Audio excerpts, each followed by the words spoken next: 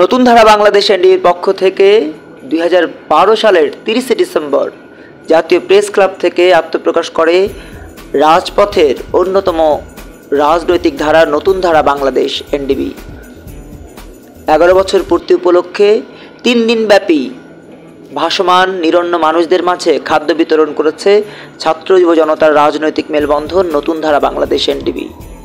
নতুন ধারা বাংলাদেশ এনডিবির senior vice chairman Shanta Farzana তিনি জানান, নতুন ধারা বাংলাদেশ এনডিবি বাংলাদেশের গণমানুষের রাজনীতি করে।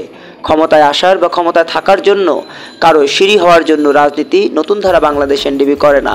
আর তাই যখন গণমানুষের পেটে ক্ষুধা থাকে, নতুন ধারা বাংলাদেশ এনডিবি সবার আগে এগিয়ে আসে। ছাত্র যুব জনতার দাবি বাস্তবায়নে নতুন ধারা বাংলাদেশ এনডিবি গত 11 বছর ধরে ভূমিকা রেখে চলছে। করোনা পরিস্থিতিতে অনশন সহ বিভিন্ন কর্মসূচির মধ্য দিয়ে জনগণের পাশে ছিল লোভমোহহীন নতুন ধারার রাজনীতিকেরা।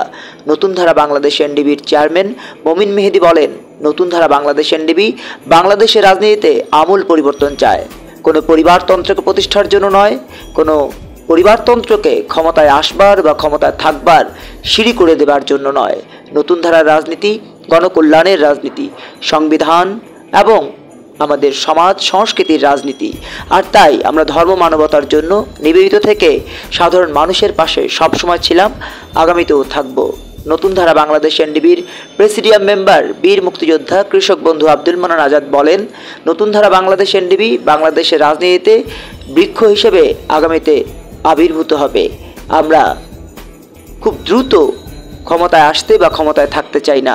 আমরা জনগণকে সম্পৃক্ত করে আগামী দিনগুলোতে গণমানুষের রাজনৈতিক প্ল্যাটফর্ম হিসেবে জনগণকে সাথে নিয়ে ক্ষমতায় আসতে চাই।